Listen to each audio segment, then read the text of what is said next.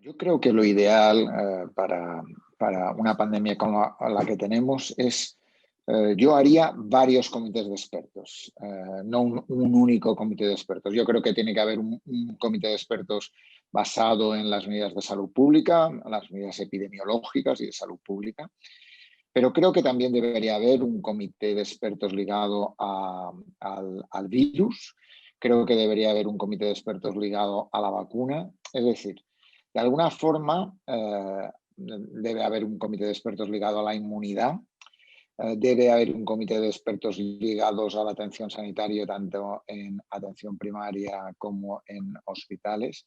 Debería haber un conjunto de comités de expertos que permitieran, que ayudaran al gobierno o a los gobiernos a tomar las decisiones más adecuadas, ¿no?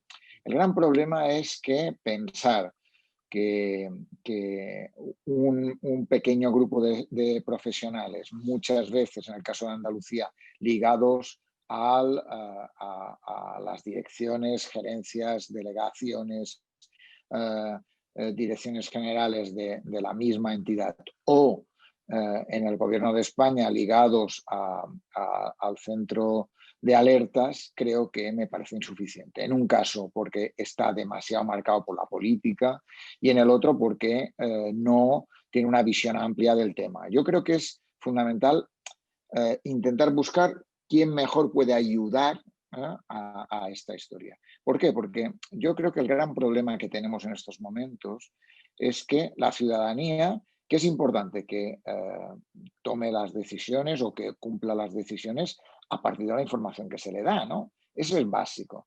¿Cuál es el problema? Y es que necesita tener confianza en quien se lo da. Para tener confianza en quien se lo da, no bastan con que sean políticos. Los políticos está claro que son quienes tienen que tomar las decisiones. Si uno decide confinar España o confinar una ciudad o tomar una serie de decisiones, quien lo tiene que tomar son los políticos. ¿Pero a partir de qué? A partir de la información que le den los profesionales que les deben ayudar a tomar las mejores decisiones. Y esa es la clave, ¿no? Yo, por ejemplo, en ese sentido, yo creo que el gobierno de España, que ha tenido un portavoz único, que ha sido básicamente Fernando Simón, yo creo que al inicio equivocaron la estrategia cuando lo pusieron al lado de militares, Policía Nacional, Guardia Civil. No ayudaba en nada, desde mi punto de vista, a que la gente nos enteráramos de cuáles son los problemas. Los problemas son de salud, los problemas son de ciencia, no son problemas de si cumplen o no cumplen las decisiones. Eso es algo que es importante, pero no va ligado a eso, ¿no? Yo siempre he pensado que hubiera sido mejor que Fernando Simón hubiera estado con profesionales de sociedades científicas que le hubieran ayudado a comunicar, porque no solo él debería comunicar en ese sentido, sino ayudado por otros profesionales que de alguna forma hicieran suma, facilitaran el hecho de la mejor toma de decisiones para la ciudadanía, ¿no? Y en ese sentido yo lo planteo. Para un lado y para otro, para la comunicación sí que es necesario más de un portavoz, aunque el portavoz central sea Fernando Simón, y para la ciudadanía es bueno que haya expertos de diferentes disciplinas que conjuntamente ayudan a tomar las mejores decisiones.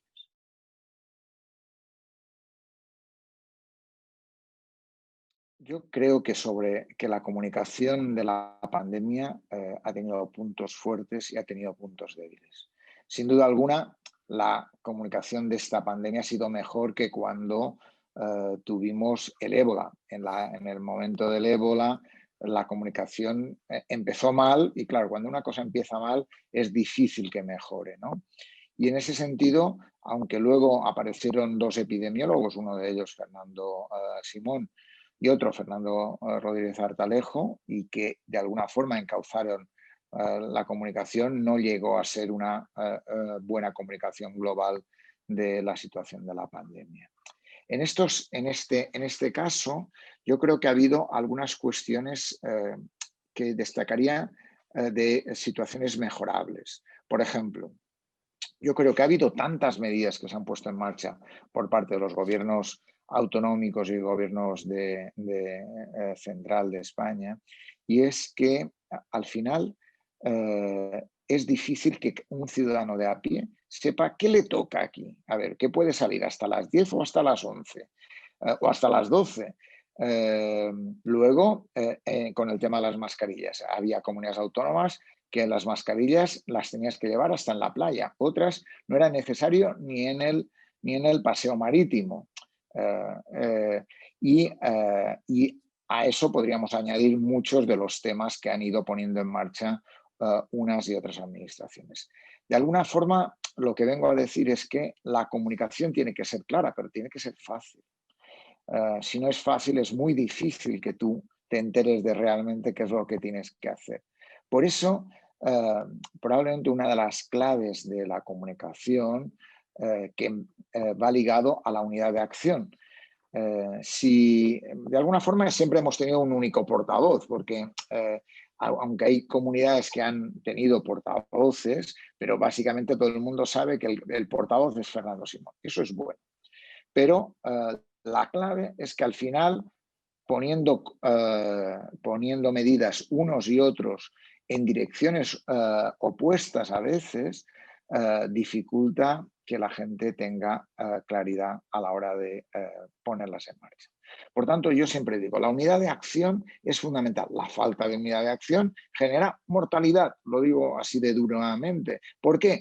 Porque si yo no cumplo con las medidas que me ponen en marcha, está claro que puedo ir en contra de mi salud o puedo ir en contra de la salud de los demás, ¿no? Por tanto, es necesario una unidad de acción. Es necesario que en un Estado autonómico, en un Estado cuasi federal, los elementos de cogobernanza hubieran sido mejor entendidos. Yo creo que el proceso de desescalada realmente fue un mal proceso. ¿Por qué? Porque todas las autonomías querían tener más poder, querían, al fin tengo el poder, y de alguna forma el gobierno central quería decir, pues tenéis el poder y así yo no me desgasto tanto. Unos y otros probablemente se equivocaron. La coordinación es no fundamental, es imprescindible.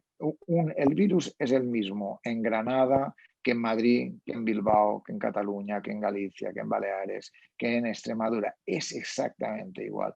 Por tanto, las medidas, solo tiene que haber un elemento que lo haga diferente. Y en ese caso debe ser la cuestión de la situación epidemiológica. Igual que Granada tiene unas medidas diferentes que Sevilla o que Córdoba o que Jaén, porque la situación epidemiológica de Granada en este momento es peor y eso hace que tenga que tomarse decisiones adecuadas a la situación real de Granada. Es evidente que en España hay motivaciones que van ligados a la situación epidemiológica, pero no a muchas otras cosas. Y la realidad que nos hemos encontrado es que ha habido demasiadas puestas encima de la mesa diferenciadas que no han ayudado ni muchísimo menos a eso, ¿no? Yo añadiría otra cuestión, si me permites, ¿no? Que va ligado a la cuestión de hasta qué punto la ciudadanía se ha sentido motivada para tomar las decisiones, ¿no? Yo, una de las cosas que es fundamental en un Estado confederal, como decía antes, es que esa unidad de acción se refleje también en cómo se comunica. Eh, eh, Creo que es fundamental que el presidente del Gobierno de España, que ha sido una de las personas que ha comunicado y que nos ha contado cosas, en algunas de sus comparecencias hubiera sido mejor que hubiera aparecido con algún presidente autónomo. ¿Por qué? Porque si yo quiero el consenso, quiero la unidad, quiero que todo el mundo vaya a la una, creo que no solo tiene que ser una cuestión de palabras, sino de hechos. Y por tanto, creo que eso hubiera favorecido esa cuestión. También lo planteo para las cuestiones del ministro de Sanidad, del ministro Salvador Illa. Creo que hubiera ayudado al proceso que el ministro hubiera estado en algunas comparecencias con algunos consejeros. Creo que eso ayudaría a generar, a disminuir ese gap, esa distancia que hay entre gobiernos y de alguna forma también lo haría con la ciudadanía. Creo que a veces la gente reacciona por ideología y piensa, este no me lo creo porque es de tal partido, y de alguna forma haciendo un pase a que entre unos y otros ayudaran a la comunicación, a motivar, a ayudar a ese proceso, hubiera sido, creo que, mejor hacerlo así. También incluso creo que hubiera sido interesante que cada autonomía, que cada comunidad autónoma hubiera propuesto un experto. Antes hablaba de los comités de expertos. Probablemente también hubiera podido haber un comité de expertos en la cual cada comunidad autónoma hubiera propuesto un experto que no tiene por qué ser ideológicamente, sino tiene que ser una persona en la cual desde la comunidad autónoma se plantea que sea el experto que representa las ideas, los intereses, las propuestas que pueden tener desde la comunidad. Eso probablemente hubiera ayudado a fortalecer esa unidad de acción que antes decíamos, ¿no? La clave de la unidad es un elemento muy importante, sobre todo en todo lo que comunicamos. Si no comunicamos de forma más unida, dificultamos que la comunicación sea suficientemente entendida.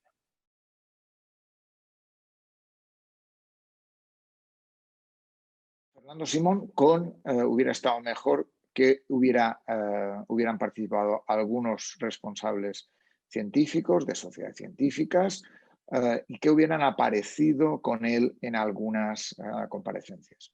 En un momento donde el tema es más de vacuna, probablemente alguien de la Asociación Española de Vacunología hubiera estado bien. Cuando había discusiones sobre el tema del virus, hubiera ido mejor que hubiera habido alguien del ámbito de la microbiología y de las enfermedades infecciosas, y en momentos generales estaría bien que hubiera habido profesionales del ámbito de la Sociedad Española de Epidemiología, de la Sociedad Española de Salud Pública o de la Sociedad Española de Medicina Preventiva y Salud Pública.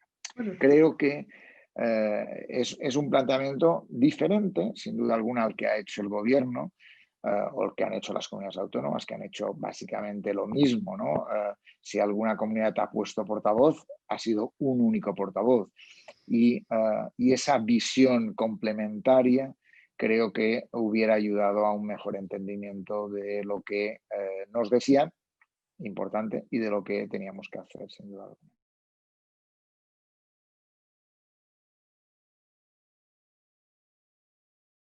La realidad que tenemos es que la teoría y la práctica tienen una distancia, ¿no? Yo he hablado con el ministro Illa, con la secretaria de Estado, alrededor de lo que nosotros, un grupo de profesionales de toda España, planteamos a través de la revista Lancet de una evaluación independiente, urgente, hecho por profesionales nacionales y extranjeros, a partir de expertos elegidos por el Ministerio y las comunidades autónomas, y que intentará, sin culpar a nadie, buscar las mejores propuestas para hacia adelante, ¿no? No solo hacia atrás. Hacia atrás la clave no ayuda, probablemente. Nos permite saber en qué cosas podríamos entender para otra pandemia, y es importante, pero la clave es pensar hacia adelante, ¿no? En esas conversaciones, que han sido muy cordiales y hemos tenido 2 reuniones en las cuales de la primera a la segunda hubo por cierto grado de mayor confianza, de mejor entendimiento y tal, pero al final yo creo que las administraciones son demasiado cerradas al cambio. Yo creo que les cuesta dar el salto a hacer algo diferente a lo que tienen planteado, ¿no? Podría decirlo también a raíz de la carta que yo escribí al presidente de la Junta de Andalucía, ¿no? La realidad es que nadie me ha llamado ni me ha dicho qué es lo que has dicho, qué es lo que has pensado, por qué lo has dicho, o explicarme la situación o los elementos que podían tener sentido. Es verdad que junto con este grupo de autoridades al final tienen otros científicos a los cuales en algunas de las reuniones los han tenido en cuenta, pero en algunas. Ese es el gran problema. Pensar que mi comité de expertos son mi comité habitual con el cual le meto a alguien más no es suficiente. Y en ese sentido, el hecho de que no te contacten, de que no te digan, incluso que estás equivocado, a mí no me molesta que me digan que estoy equivocado, me molesta más que haya un silencio alrededor de lo que tú digas, que nadie intente contestar, que se encierren en sí mismos, ¿no? Y eso creo que es una dificultad en general de muchos de los políticos. Quiero decir también que en el gobierno de España, al menos, tengo que decir que una carta, en el caso es una carta científica en el Lancet, ha sido vista. Nos hemos reunido 6 profesionales de los 20 que la escribimos, nos hemos reunido en 2 ocasiones con el ministro y la secretaria de Estado, sea en el Lancet o sea en el grupo IOLI. La idea sería un poco la misma, ¿no? Nadie se ha puesto en contacto conmigo, ni lo espero, ¿no? Han pasado ya semanas y de alguna forma yo lo que ponía en entredicho en la carta tal, y es no tanto, para mí no es un problema de comité solo, para mí es un problema de decisiones. La toma de decisiones que hizo el gobierno de Andalucía en Granada después del puente, y digo después porque el problema ya era antes, y además se empezó con unas medidas de una laxitud tremenda, de, como yo digo, hacer rayas en el agua y tal, que no sirvió para nada. Y de alguna forma lo ponía encima de la mesa. No nos vengan a decir que esto es lo que tenemos que hacer, porque esto es un error. Y lo hemos visto ahora, hemos llegado, en ese momento teníamos una tercera parte de incidencia acumulada de lo que llegamos a tener. Está claro que en ese sentido demuestra una mala gestión de la pandemia, una mala decisión. Y yo prefiero que no lo haya en ese sentido, ¿no? Alrededor de eso hay gente que me ha dicho, ¿tú no crees que es necesario un confinamiento domiciliario después de haber puesto las medidas que se han puesto en marcha en Andalucía y en Granada en concreto? Y yo he dicho, ahora no. Yo lo decía el 8, el 9 de octubre, ¿no? Hace un mes. Ahora lo que tenemos que hacer es esperar que el proceso vaya funcionando y que ayude a bajar esas cifras que tenemos. Lo que no podemos es un día y al cabo de 2 días más volver a cambiar. Es decir, yo creo que hubiera sido mejor haber tomado decisiones antes del Puente del Pilar y que probablemente eso hubiera ayudado, sin duda. Y eso es un poco lo que venía a decir en la carta, ¿no? Y a partir de eso intentaba dar algunos consejos que creo que yo no los hacía en ninguna visión prepotente que yo sé más que nadie, ni mucho menos. Yo sé que en algunas cosas me he equivocado y lo sé, ¿no? Y lo sé. Y ante eso me da culpa en ese sentido. Todos nos hemos equivocado, mejor dicho, en esta pandemia. Pero está claro que cuando hay una equivocación hay que saber poner el oído, saber escuchar, saber cambiar, saber valorar lo que te dicen, porque ahí está la clave de lo que nos ayuda a que la gente esté motivada, que entienda lo que tú haces, que entienda que las propuestas van por un lugar, no van hacia una dirección y no pretenden intentar que la gente esté jodida, etcétera, etcétera, ¿no? Por tanto, esa es un poco la clave que creo que podría ayudar a entender lo que planteábamos y lo que creo que es útil para la ciudadanía.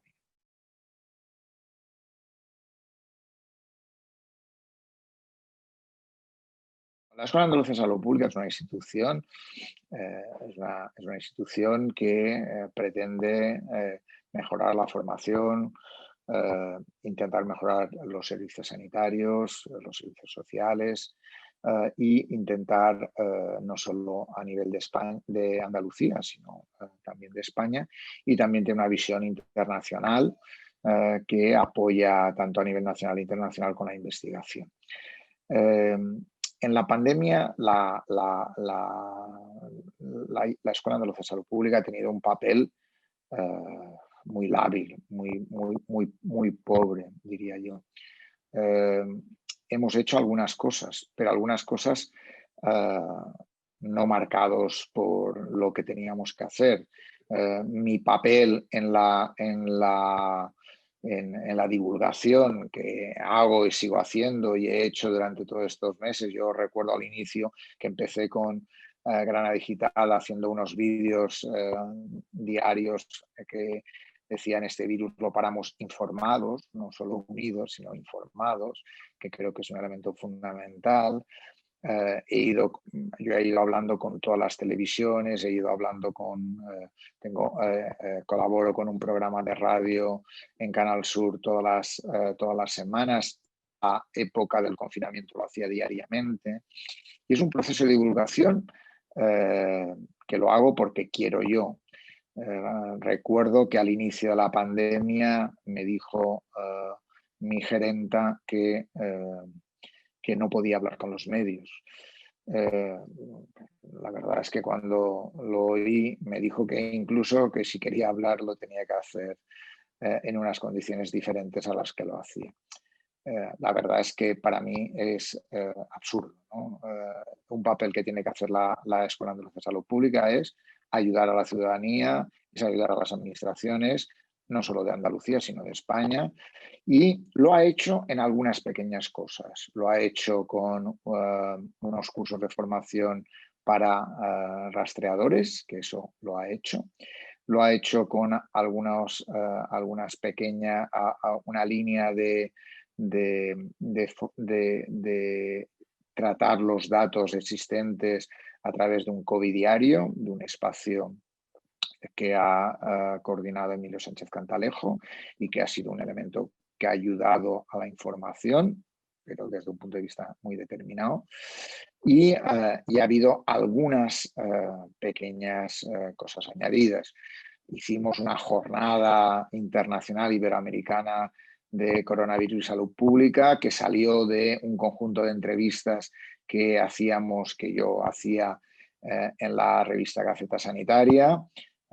Y esas entrevistas que hacíamos, es verdad que tenían el apoyo técnico de los técnicos informáticos de la Escuela Andaluza de Salud Pública, pero es un apoyo determinado, ¿no?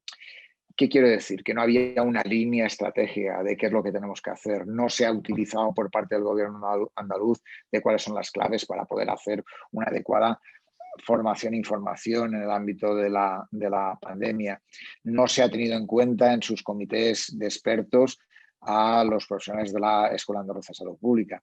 Es verdad que hicieron un pequeño grupo de profesionales, coordinado por un profesional de la escuela, un pequeño informe en la cual participaron unos 24 o 25 profesionales, en las cuales había creo que 3 profesionales de la Escuela Andaluza de Salud Pública. Yo no estaba, pero da igual, no es lo importante eso. Pero básicamente eso, que había un conjunto de recomendaciones, pero eso no me parece que no es el valor que deberíamos haber hecho. Eso debería ser el trabajo diario. También podríamos haber hecho el trabajo de divulgación de ese papel que antes decíamos de Fernando Simón en Andalucía, podríamos haberlo hecho. Se podría haber hecho un ámbito de formación mayor a los profesionales en todos los ámbitos, digo, de la pandemia. Se podría haber hecho un trabajo de la ciudadanía. Es verdad que en el ámbito de la ciudadanía ha habido un trabajo por parte de la Escuela de Pacientes, con pacientes crónicos, haciendo espacios abiertos para que profesionales hablaran con los pacientes. Hemos hecho un congreso de pacientes ligados a COVID, pero básicamente son espacios por interés de un grupo de profesionales, ¿no? En este caso la Escuela de Pacientes por interés de un grupo de profesionales, por parte del COVID diario igual. Ha habido un blog de información que nació de un grupo de profesionales que montamos un espacio blog. Es verdad que se montó al final en la Escuela Andaluza de Salud Pública, pero no era necesario y fue a partir de una iniciativa de profesionales.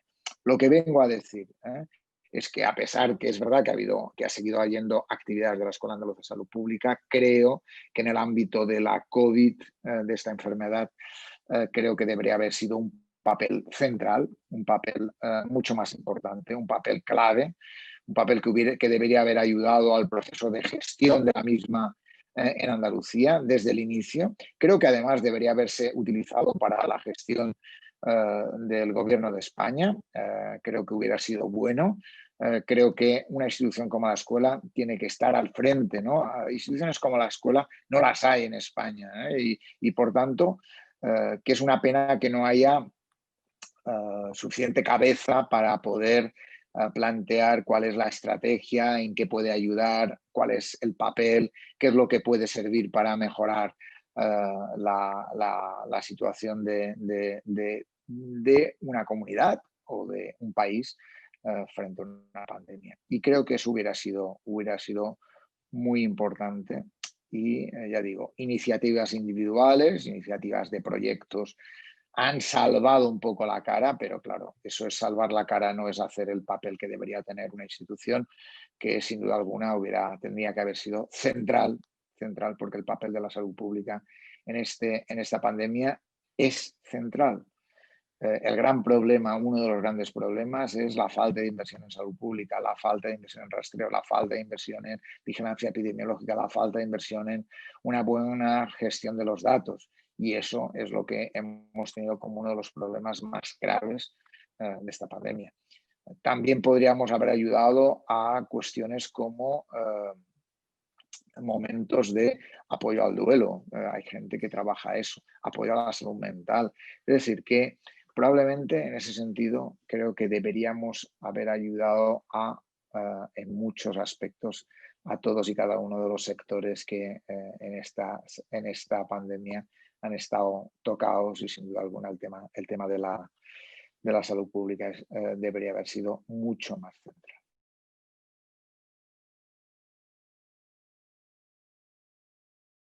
Es decir, de alguna forma la salud pública y la atención primaria son las dos hermanitas pobres de esta pandemia, y que así como ha ido evolucionando, aún más se han notado las costuras de las mismas, ¿no? En el campo de la salud pública es necesario, lo decía la Ley de Salud Pública que se aprobó en España en el año 2011, en la creación de un Centro Estatal de Salud Pública. Que es lo que tú has llamado una agencia de salud pública. La agencia de salud pública es lo que realmente debería haber. Lo digo porque yo soy más partidario de una agencia que de un centro estatal, más que nada por darle una autonomía más que ayudaría a una gestión mucho mayor de este proceso. Creo que el tema de los datos, que antes decíamos que era un problema, el tema de la coordinación entre comunidades autónomas y gobierno de España, creo que hubiera sido muchísimo mejor que una agencia que trabajara en red con las comunidades autónomas, que trabajara en red con las sociedades científicas y que ayudara a hacer un cambio mucho más importante de todo este proceso. La realidad es que tenemos una situación muy débil en ese sentido, debido a que desde el año 2011 no se ha desarrollado la Ley de Salud Pública. Y ese es el gran problema, una ley que salió un poquito peor de lo que debería haber salido ya, por eso antes he dicho lo del centro estatal y lo de la agencia, pero que además el tiempo, tanto los gobiernos de Mariano Rajoy ni los primeros tiempos de Pedro Sánchez no han impulsado el cambio necesario en esta ley, que ponerla en circulación y hacer que tenga el peso que tiene que tener.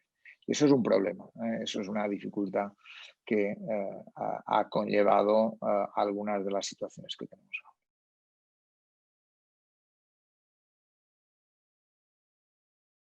Una de las cosas que hablamos con el ministro Illa fue el tema del Centro Estatal de Salud Pública, lo digo porque, y una de las cosas que se le ha enviado es algunas claves que nos parece que son fundamentales para que el gobierno tenga en cuenta a la hora de conformar este Centro Estatal de Salud Pública. Y creo que eso debería ser una prioridad. Creo que es lo mismo que antes hemos visto, que hay cosas que aún es posible mejorar. El tema del Centro Estatal de Salud Pública aún es posible poner en marcha. El tema de la comunicación coordinada aún es posible ponerlo en marcha. El hecho del apoyo a Fernando Simón en todo el tema de la comunicación aún es posible ponerlo en marcha. Y en ese sentido, la agencia, el centro estatal o lo que se quiera hacer de salud pública, aún es posible ponerlo en marcha y, por tanto, también es necesario poner en marcha una evaluación de la gestión de la pandemia, y a pesar de que ya llevamos desde cuando salió la carta en el Lancet 4 meses, aún es posible ponerlo en marcha. Pero es verdad que cuanto antes mejor, que no pasen los días y días, porque eso no ayuda a que el proceso se mejore o se mejore con la rapidez que lo necesitan la ciudad.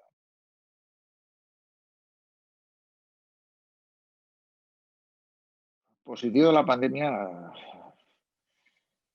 la situación no es fácil, ¿eh? Quiero decir que, a ver, yo creo que nos ha puesto encima de la mesa la pandemia una situación no solo sanitaria, mucha gente ha muerto, 40.000 como mínimo, 60 y tantos mil en ese sentido, a veces por una cuestión de definición, a veces por una cuestión de por o con, a veces por problemas de cómo se desarrollan las estadísticas sanitarias, el retraso, la manera, etcétera, etcétera, ¿no? Por tanto, un tema que sin duda es necesario mejorar, ¿no? Pero mucha gente ha muerto, mucha gente ha afectado, más de 1.300.000 personas en España han sido contagios de esta pandemia, por tanto, mucha gente.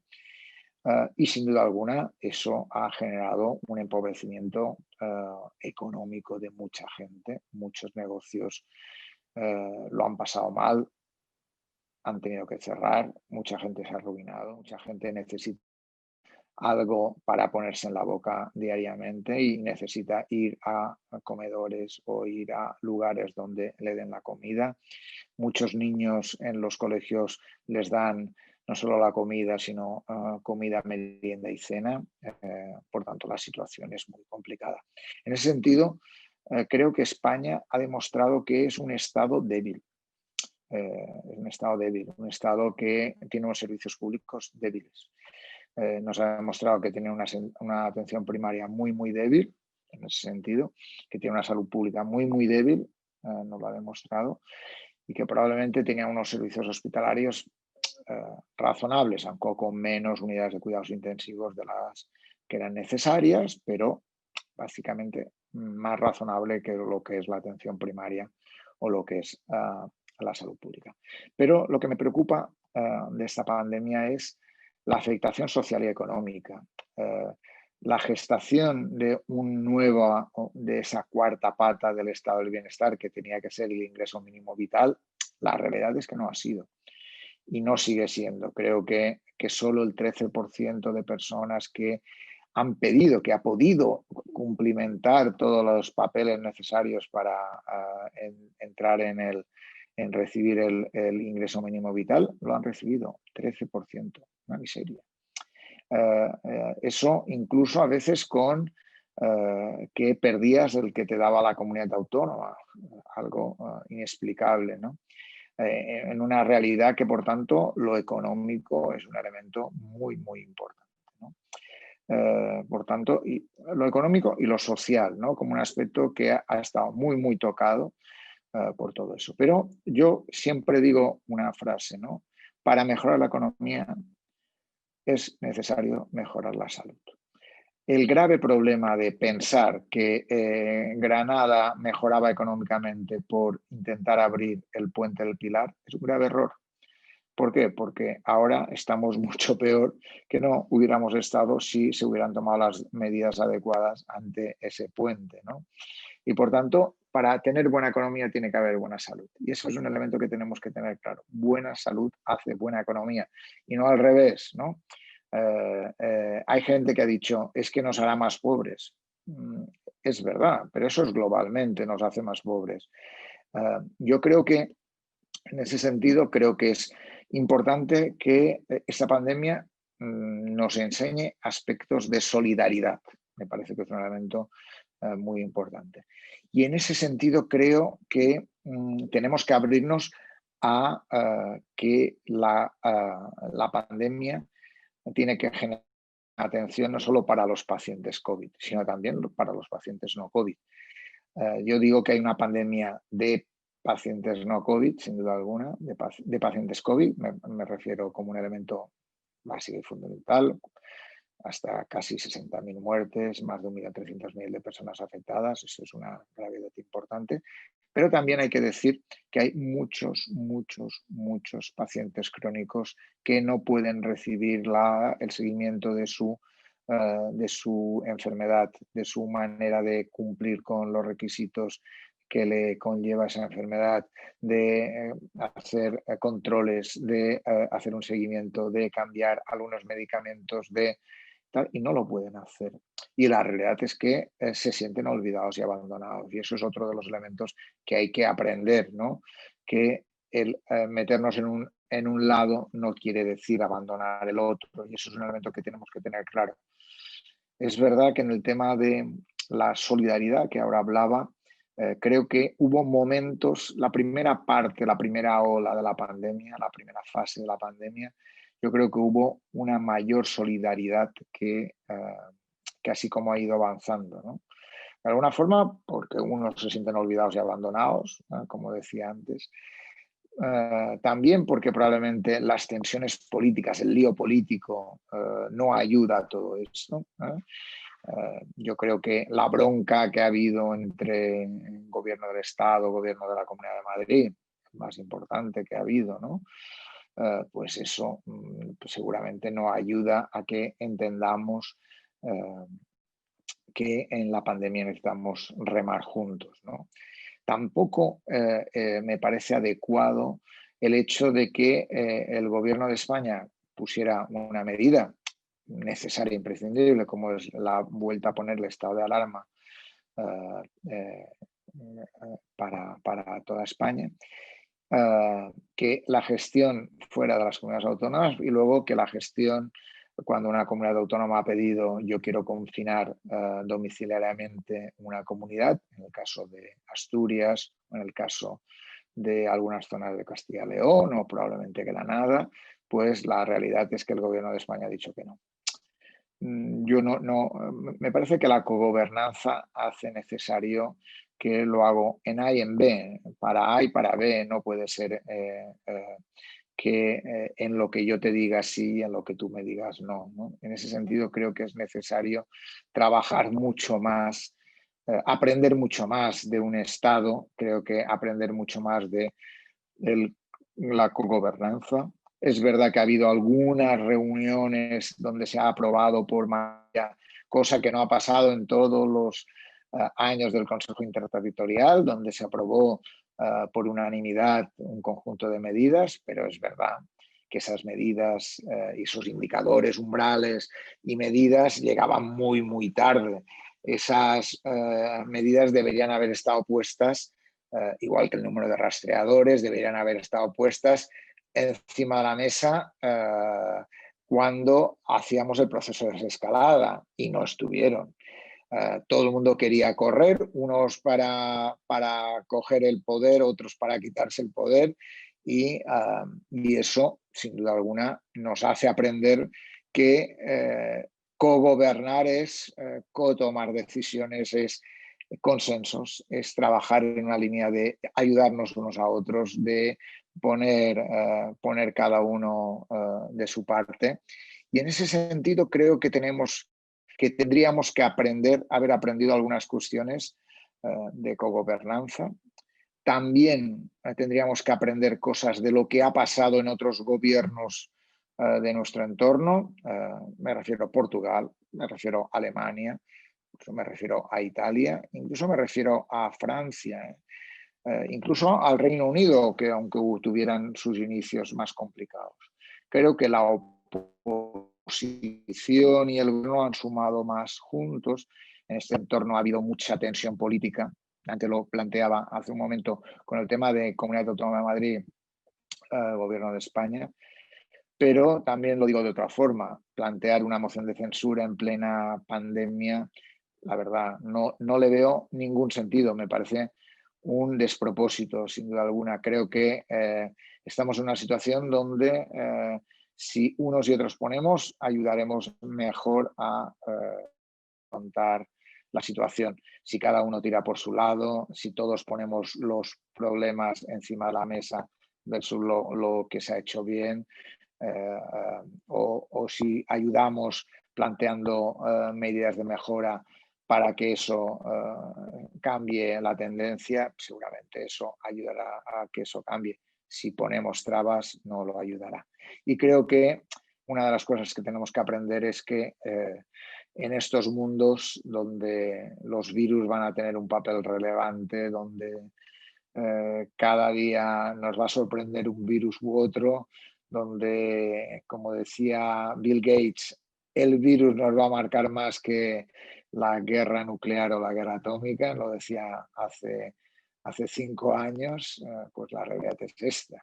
Y ante eso o sumamos o nos juntamos o trabajamos conjuntamente o intentamos aprender otros o ponemos la oreja o hablamos más y no sin gritar, pues probablemente eso ayudará a una mejor solución de la historia.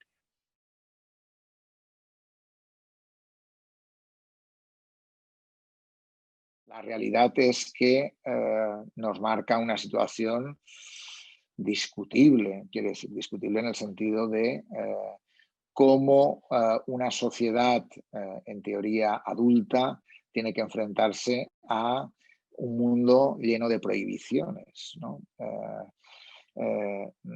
Las medidas que nos han planteado, muchas de ellas están basadas en no puedes hacer determinadas cosas, ¿no? Algunas cuestiones de ellas no están probadas científicamente, sino es por probar. Y eso, de alguna forma, yo creo que nos ha puesto a la sociedad en general en una situación de mucha precariedad como sociedad. Yo creo que está claro que los confinamientos y la situación ha marcado mucho la salud mental, la salud mental ciudadana. Ha habido mucha depresión, mucha ansiedad, mucho estrés postraumático, tanto de profesionales en mi vida como de ciudadanía, sin duda alguna, ¿no? Es verdad que los confinamientos generan problemas de salud mental. Y es verdad que cuando se hacen procesos de confinamiento es necesario que se tenga en cuenta una visión más comunitaria. Es necesario trabajar con mediadores, con trabajadores sociales, con personas que conozcan mejor esos barrios, esas zonas, para que esas personas se sientan ayudadas. Yo creo que la realidad que tenemos es que se han tomado medidas, muchas de ellas coercitivas, muchas de ellas que coartan la libertad. Probablemente no había otra forma, pero para minimizar el impacto hay que trabajarlo desde una visión más comunitaria. Y trabajando con una visión más comunitaria implica ayudar a quien menos tiene, a los más desfavorecidos, a los más excluidos. La necesidad de un confinamiento sin trabajar lo comunitario me parece que es un error. Creo que la sociedad necesita, cuando está confinada, es mayor apoyo. También necesita ese mayor apoyo para que la gente que tiene que hacer un aislamiento o una cuarentena pueda hacerlo en un hotel. Creo que eso es otra de las cosas que deberían haber ayudado a este proceso, ¿no? En ese sentido, creo que también deberían haber ayudado el tema hotelero a la realidad de las residencias. Muchas veces en las residencias hemos tenido pacientes que se morían al lado de pacientes que se infectaban, ¿no? Pacientes que estaban mejor, pero que se infectaban porque estaban al lado de pacientes que se morían o pacientes que habían sido contagiados, en lugar de plantear la salida hacia el hospital o, en el caso de que no pudieran entrar, hacia unos hoteles medicalizados. Y es verdad que la gente en las residencias es un lugar de cuidado y tiene que haber una mayor relación entre el cuidado y lo sanitario, pero básicamente también entre las vías de salida de esa gente. No puede plantearse unas salidas sin tener en cuenta cómo tiene que hacerse el proceso. Y eso es una necesidad, ¿no? Un elemento fundamental de este proceso, ¿no? Por tanto, en primer lugar, y luego las personas más desfavorecidas. El virus no afecta a todos por igual. Es verdad que hay gente afectada, infectada y que ha muerto de todas las clases sociales, pero la verdad es que afecta más a unas clases sociales desfavorecidas. La realidad es que la infección, el contagio es inversamente proporcional, está relacionado de forma inversamente proporcional al nivel de precariedad o de exclusión o de dificultades para la vida diaria, ¿no? Y en ese sentido, creo que esta sociedad tiene que tener en cuenta más estos aspectos. Las autoridades han planteado medidas. No sé si han planteado bien el cumplimiento de las medidas, han hecho algún paripé, pero lo que deberían haber hecho sin duda alguna es ayudar a las personas que tenían más dificultades para poder abordar esta pandemia. Una, haciendo medidas globales, pero más reales, como el ingreso mínimo vital, ayudando a los autónomos, ayudando a los comerciantes, ayudando a los bares, restaurantes, ayudando a miles de sectores que han tenido afectados, sin duda alguna, eso debería haber sido, pero sobre todo a la gente más excluida, con más dificultades sociales, intentando ayudarles a que mejoren sus condiciones sociales. Los confinamientos tienen que ser de alguna forma comunitarios, de alguna forma. Las cuarentenas y aislamientos a personas que no tienen condiciones de vida adecuadas porque viven en 50 metros o en 70 metros, 7 personas donde tienen un solo baño y donde tú les dices, no, el baño tiene que ser para la persona infectada. Ayúdale, ponle una zona, un lugar para que esta gente pueda estar mientras hace esos 14 días o esos 10 días de aislamiento, de cuarentena, para poder tener una vida más normalizada. Esas cosas son las que, en ese sentido, esta pandemia debe aprender para mejorar. Y la sociedad tiene que aprender para mejorar unos y otros, y sobre todo las autoridades, ¿no? En ese sentido.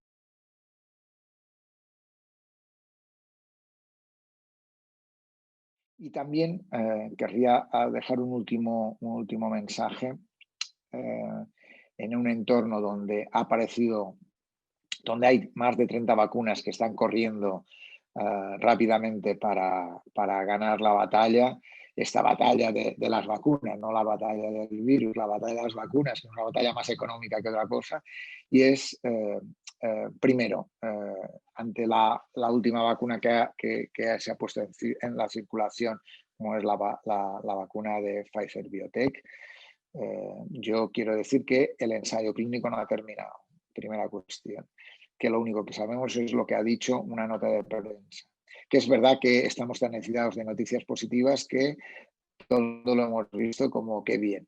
La realidad es que lo más positivo ha sido para los accionistas de estas empresas, que son los que más han ganado en bolsa alrededor de este anuncio de esta vacuna, que puede ser una solución, pero habrá que verlo, ¿no? Habrá que verlo y habrá que plantear cómo lo hacemos, de qué forma y cómo va a ser este proceso. Y en ese sentido querría dar otro mensaje para que no es un momento para ni antivacunas ni negacionistas. Los que han negado que el virus existe, que el virus nos lo inocularon para entorpecer la economía y empobrecer la sociedad, que los chinos son no sé qué y no sé cuántos. Es verdad que probablemente en China hay que mejorar y es una pena que la Organización Mundial de la Salud, cuando lo dirigía la dirigente china, no plantearan un mayor énfasis en disminuir prácticas en el consumo de alimentos en determinadas condiciones. Es verdad que probablemente se necesita mayor transparencia global en toda esta gestión de la pandemia, pero es evidente que eso no es un virus inventado, ni es algo que han lanzado al mundo para intentarnos y llevarnos hacia esta situación que tenemos, sino es algo que pasa y que seguirá pasando, ¿no? Y ante eso necesitamos un liderazgo que sea más contundente, que sea mejor comunicativo y que sea más amable. Yo creo que más empático y más amable. Necesitamos líderes que utilicen mayor la empatía y utilicen mejor la amabilidad para que todos y cada uno de los ciudadanos seamos más conscientes de la realidad y podamos tomar las mejores decisiones, porque no los marcan bajo el espíritu coercitivo, sino lo hacen bajo un espíritu de la comprensión, del respeto, del afecto, de la ayuda, del apoyo, de palabras que me parecen claves en una pandemia y que creo que la situación política, sobre todo en España, ha dificultado que esas palabras aparecieran y que probablemente los líderes las tuvieran en su ADN y que realmente las pusieran en circulación basado siempre en ellas.